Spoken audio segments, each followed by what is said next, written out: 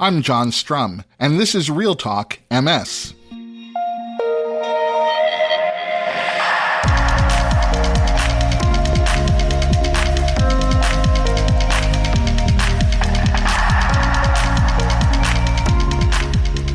It's May 21st, and we have a lot to talk about. We talk about a lot of cutting-edge science and research on this podcast, whether it's a clinical trial focusing on remyelination or an experimental disease-modifying therapy that might be testing nanotechnology to penetrate the blood-brain barrier. We talk about these things so regularly that it's easy to lose sight of the fact that this is very complex science. I was reminded of just how complex the human brain is when I read about a research team at Harvard that used an artificial intelligence algorithm to analyze a small brain tissue sample that had been surgically removed from an individual. Now, this sample measured about 1 cubic millimeter. That's about half the size of a grain of rice. And the analysis of this very tiny sample of human brain tissue produced 1.4 million gigabytes of information, containing about 57,000 cells, 230 millimeters of blood vessels, and 150 million connections between nerve cells, all from a sample no larger than half a grain of rice. That serves to remind us of why experts say that the human brain is the most complex organ on Earth. And effectively treating MS or any other neurological condition means navigating through that complexity to deliver targeted therapy exactly where it's needed. If you're curious and you'd like to review this amazing amount of information that was derived from such a tiny sample of human brain tissue, you'll find a link in today's show notes. This week, Dr. Grace Tworek joins me to talk about another complex subject, stress. Dr. Tworek is a clinical health psychologist at the Mellen Center for Multiple Sclerosis at the Cleveland Clinic. And I'd be the first to admit that in today's world, it's impossible to avoid stress. But we also know that stress has been shown to make MS symptoms worse and even trigger relapses. We can't eliminate all the stress in our lives, but learning how to minimize stress when we can and manage stress when we feel it is an important part of living well with MS. But before we get to my conversation with Dr. Grace Tworek, there are a few other things that you should know about. The National MS Society has awarded Inflectus Bioscience a grant of just over $649,000 to advance development of IFB-048, an experimental treatment designed to promote remyelination in MS. Work on IFB-048 is being led by Dr. Brian Popko, the scientific director of MS and neuroimmunology at Northwestern University's Feinberg School of Medicine. And this study will test whether IFB-048 can protect nerve cells and the specialized cells that produce myelin, called oligodendrocytes. And most importantly, the study will test whether this experimental treatment can promote remyelination in the mouse model of MS. IFB-048 is designed to activate a specific molecular signaling pathway called the Integrated Stress Response, or ISR. Dr. Popko and his team have already shown that another compound, quite similar to IFB-048, was able to activate the ISR and protect those myelin-producing cells, as well as myelin itself, against an inflammatory attack. Myelin repair means restoring function that's been lost to MS, making it an area of research that's receiving a lot of attention. We'll be sure to keep you posted as the work on IFB-048 continues. In past episodes of this podcast, I've shared a vision of a future in which neurologists are able to diagnose someone with MS before that person has experienced a single MS symptom.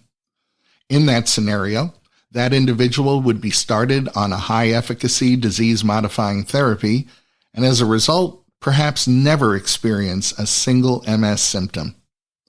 Well, we're watching that scenario play out right now in Colorado, where a study at Children's Hospital Colorado led to a 12-year-old boy being diagnosed with MS before he experienced a single symptom. In this study, researchers recruited the siblings and children of people who were living with MS. Today, that research team is following 180 study participants, all under the age of 30, and to date, they've identified 2 adults, along with the teen, who have MRI scans that are consistent with MS. None of the 3 have experienced any MS symptoms. Following his diagnosis, the 12-year-old was started on rituximab, a high-efficacy anti-CD20 disease-modifying therapy. He's been on this treatment just over 2 years, and he has yet to experience even a single MS symptom, nor have his follow-up MRI exams revealed any new lesions. Recognizing that this is a sample size of 1, we can't apply this young man's outcome to the entire MS population. But as we near the time when a single blood test can trigger that MRI that can confirm a diagnosis of MS, we can expect to see more research focus being applied to stopping MS before it even starts. MS affects men and women differently. For example, we know that MS impacts women almost 3 times more often than men. Evidence also shows that while fewer men are diagnosed with MS, men typically experience more severe disability progression. And while some researchers have theorized that hormones play a role in all of this, there may be other differences worth considering. A research team at New York University has published results of a study that shows that the microscopic connections between nerve cells in the brain vary based on biological sex.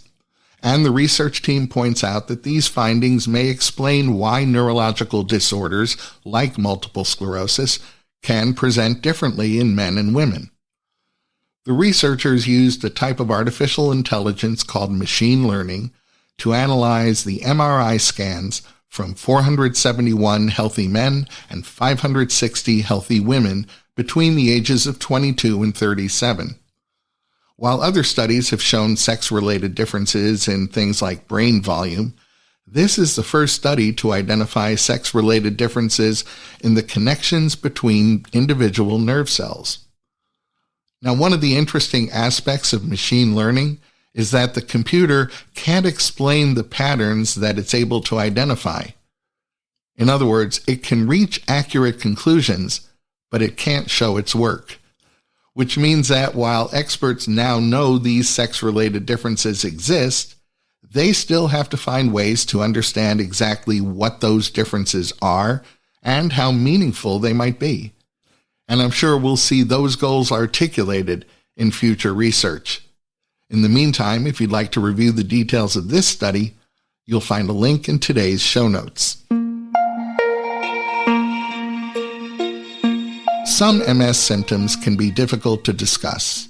Symptoms like bowel, bladder, and sexual dysfunction can be embarrassing to talk about. Even talking about difficulties walking can be tough. It's as if talking about it somehow makes it more real, or forces someone to acknowledge that one or more of their symptoms may be worsening. But failing to discuss all of your MS symptoms with your neurologist means that you end up with a treatment plan that at the end of the day may not even work for you. Some troubling research from the United Kingdom suggests that could already be happening to a lot of people living with MS. Results of a study conducted among 1,426 people living with MS in the UK revealed that 85% of the survey respondents found one or more of their MS symptoms to be embarrassing, and 38% had avoided speaking to their physicians about them.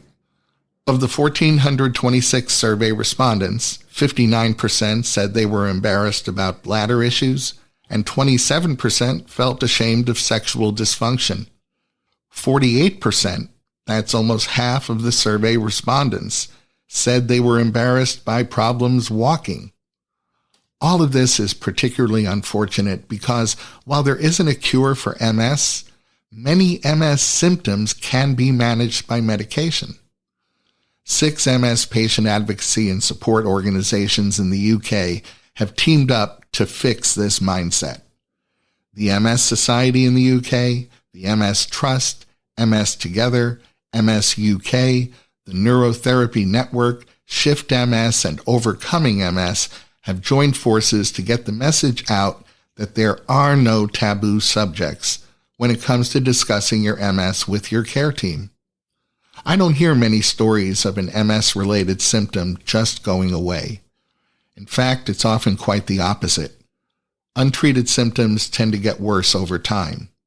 So if you recognize yourself as one of those people living with MS who isn't comfortable discussing some of their symptoms with their care team, think how much more comfortable you might be if those symptoms were resolved or at least mitigated.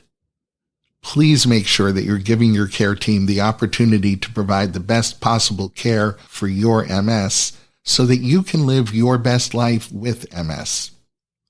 Whether you happen to be living with MS or not, part of living your best life means finding ways to minimize stress. Managing and minimizing stress becomes critically important if you are living with MS because stress has been shown to make MS worse, up to and including triggering a relapse. In a moment, we'll meet my guest, Dr. Grace Tworek, who's here to share techniques and strategies for keeping your stress under control. Stress is a common and sometimes unavoidable part of life. What someone finds stressful and how it affects them can vary from person to person. And while it's not possible to eliminate all sources of stress, it may be possible to control how we respond to those stressful moments in life. Or as I once heard it put, we can't control the storm, but we can learn to dance in the rain.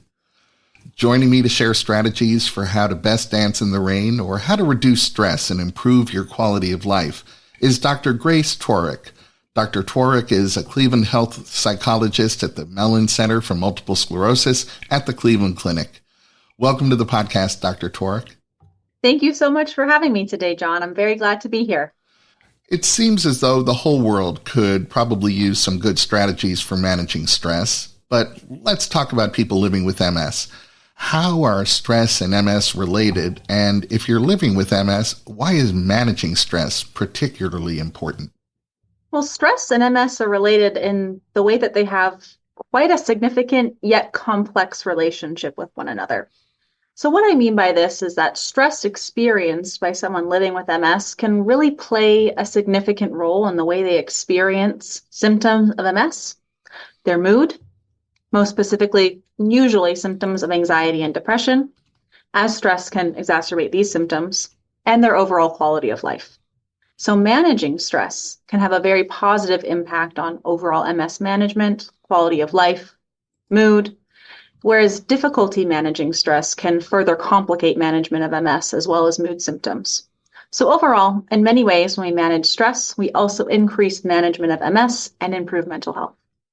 Stress can sometimes make it feel like everything else in life just got a little bit worse or sometimes a lot worse.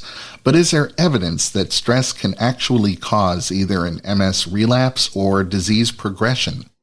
So we do have support within our current literature base that demonstrates stress can impact onset, severity, and symptom course within multiple sclerosis.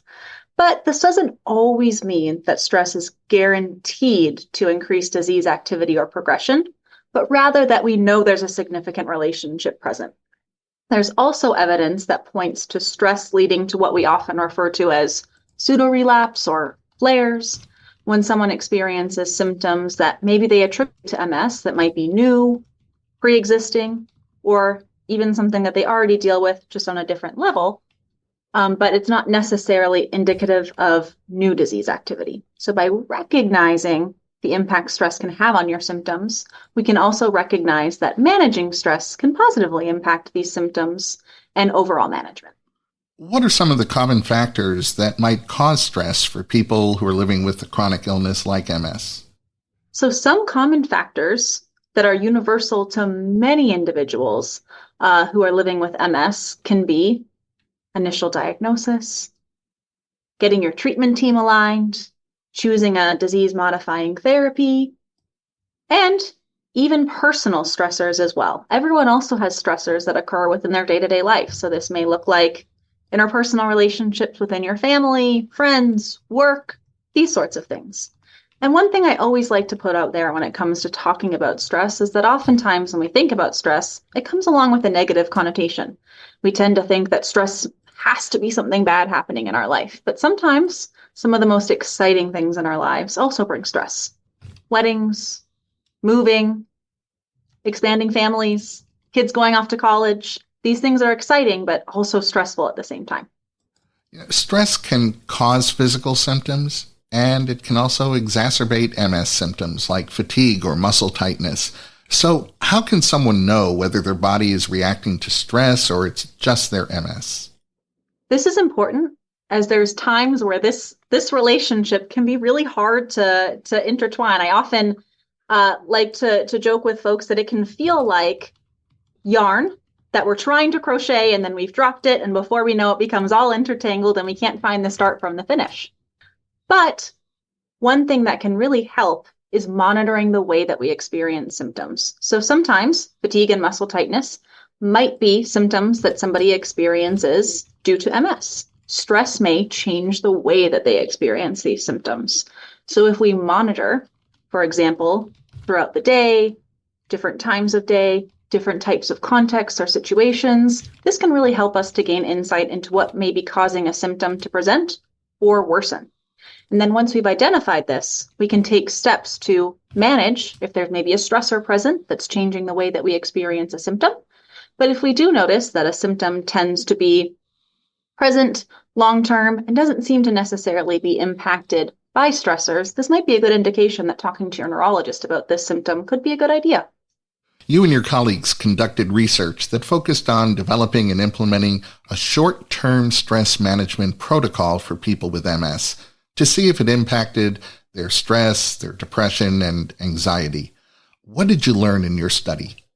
Sure. So the aim of our study was to create a feasible and realistic approach to developing stress management skills and seeing how this impacted stress and mood in the individuals that we work with.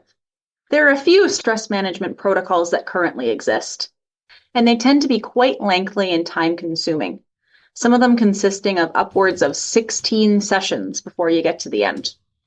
We really recognize that a protocol of this length could be difficult to incorporate into the lives of the folks that we work with, because many of these people are balancing multiple doctor's appointments, DMT management, and they have many responsibilities in their day-to-day lives. We wanted to develop a protocol that was realistic and assisted in developing skills in a shorter period of time. We wanted the people that we work with to feel confident in managing their experience of stress in as little as 1 to 4 sessions with us. We also incorporated the use of a biofeedback tool to allow our participants to observe the positive effects that these skills were having on particular measures such as breathing regulation and heart rate in the moment.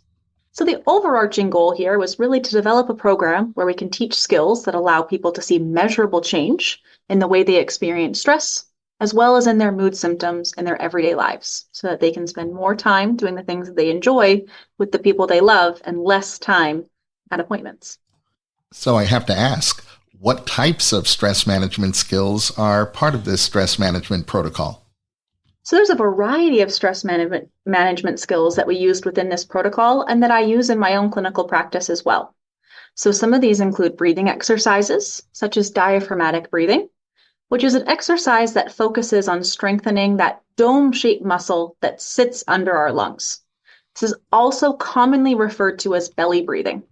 So in this exercise, we place one hand on our chest, one hand on our belly, right around our belly button, and we really try to focus on feeling movement in our hand that's right above our belly button. So focusing on feeling that air move in our belly while keeping the hand that's on our chest relatively still. Another type of exercise that we use includes meditation exercises, such as visualization.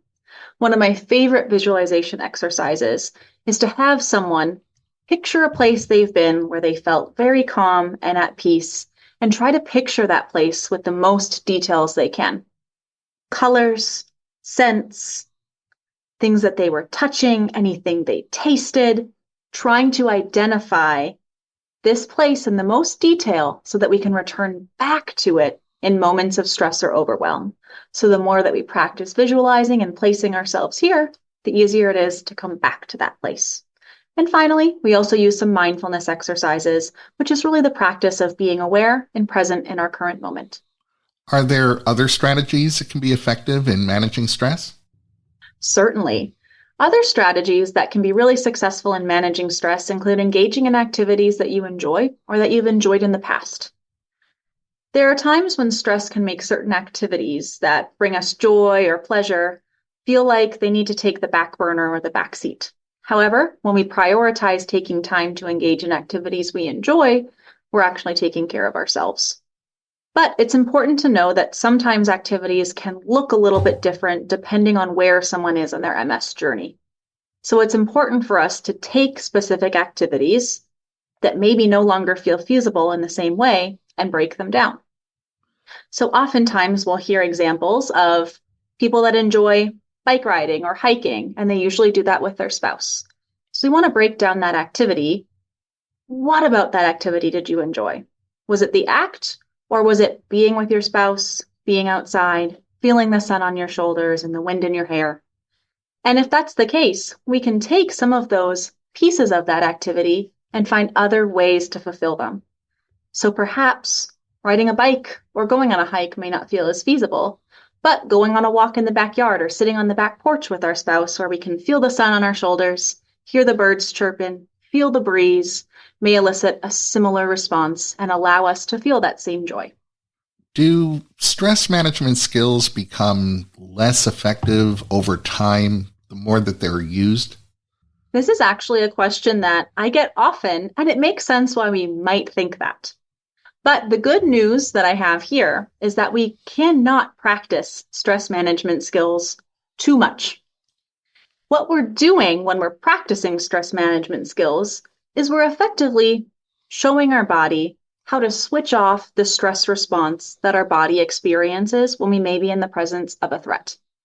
So symptoms that our body may experience when we're in fight or flight, or there's a perceived threat, might be increased heart rate, sweating, feeling on edge. But there's a whole other side to this process called rest and digest, which is meant to do the exact opposite of these things: slow down our heart rate, allow us to take nice deep breaths, and feel relaxed. Stress management exercises help us to really hone in on that skill of turning off that stress response and getting us into that place of rest and digest. The more that we practice, these skills become a cue for our body. Our body starts to recognize that we're engaging in these skills and that we are okay to relax and there's no threat present. So the more that we practice in general, the better our body gets at recognizing that cue, especially in the face of a stressor. It actually takes about 4 to 6 weeks of regular practice before some of these skills feel effective in a stressful situation. So if you try something in the face of a stressor and it doesn't feel as effective as when you did it at home, that's nothing you're doing wrong, just means continue practicing. How much of what we've been talking about today is also applicable to MS care partners? I would say a whole lot of it. Stress can be present in all of our lives. And stress when it comes to managing MS can impact not only the individual diagnosed with MS, but their caregiver as well, and vice versa. So if we're making sure that we're taking care of ourselves, engaging in stress management skills, we can actually be more present with one another and enjoy our time together. So I would say that these tips are very, very applicable. When is it time for someone dealing with stress to seek professional help? So as I've been talking about stress, I've said, or I've alluded to many times, that stress is something that many of us are likely to experience at some point. Where the difference really happens here is if we're starting to experience symptoms like feeling anxious, on edge, worrying, or just being less interested in things that we enjoy, and we're finding that those symptoms feel difficult to manage despite our efforts to do so, and that these symptoms begin to impact us in multiple different roles that we partake in. What I mean by this is maybe something at work is making you feel anxious or stressed out, but it's impacting your ability to be present at home, to be a parent, to be a spouse. So anytime where we're noticing stress from one area of your life spilling over into significantly impacting other areas of your life, this might be a good indication that therapy would be able to help in these situations. Are there resources that you can recommend to individuals who might need a little more support managing stress or, frankly, other mental health challenges? Absolutely. There's lots of great resources available for those who may need more support. Two of the resources I often reference due to their accessibility and quality of care include the tools available on the National MS Society website. You can find care in your area and with providers who have experience working in the MS field. There's a selection available on their website where you can indicate interest in support and mental health resources. Additionally, there's a wonderful website called psychologytoday.com that has a wonderful set of tools where you can filter based on your insurance, your location, and topics that might be pertinent to you, maybe anxiety or stress. And once you've filtered, it will give you a whole selection and list of different therapists that you can scroll through, look at their picture, read their bio, and have their contact information. So it's really a great place to find the resources that are available and near you.